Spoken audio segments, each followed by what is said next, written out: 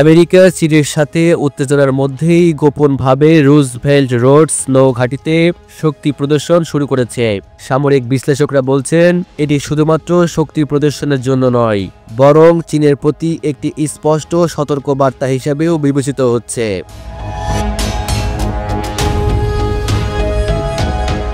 নৌঘাঁটিতে গুরুত্বপূর্ণ যুদ্ধজাহাজ, বিমানবাহী রণতরী এবং আধুনিক যুদ্ধযন্ত্র মোতায়েন করা হয়েছে, যা সম্ভাব্য যে কোনো উত্তেজনাপূর্ণ পরিস্থিতিতে দ্রুত পদক্ষেপ নেওয়ার সক্ষমতা প্রদর্শন করছে।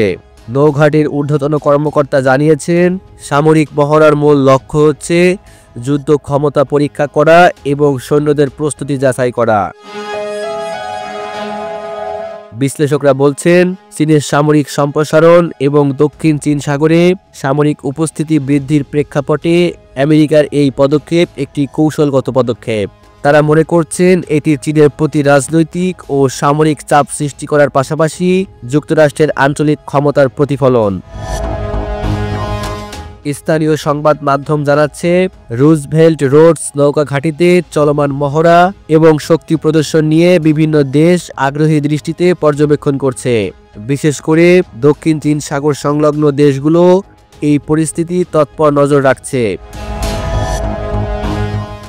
কিন্তু নৌঘাঁটিতে প্রদর্শিত আধুনিক যুদ্ধযন্ত্র এবং যুদ্ধজাহাজের ক্ষমতা আন্তর্জাতিক মহলে একটি শক্তিশালী বার্তা পাঠাচ্ছে।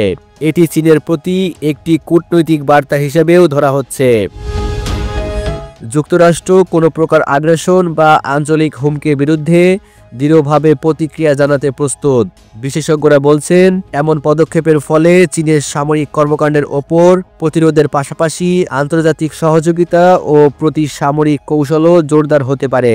স্থানীয় প্রশাসন এবং নৌবাহিনী মহড়া চলাকালীন সতর্কতা জোরদার করেছে।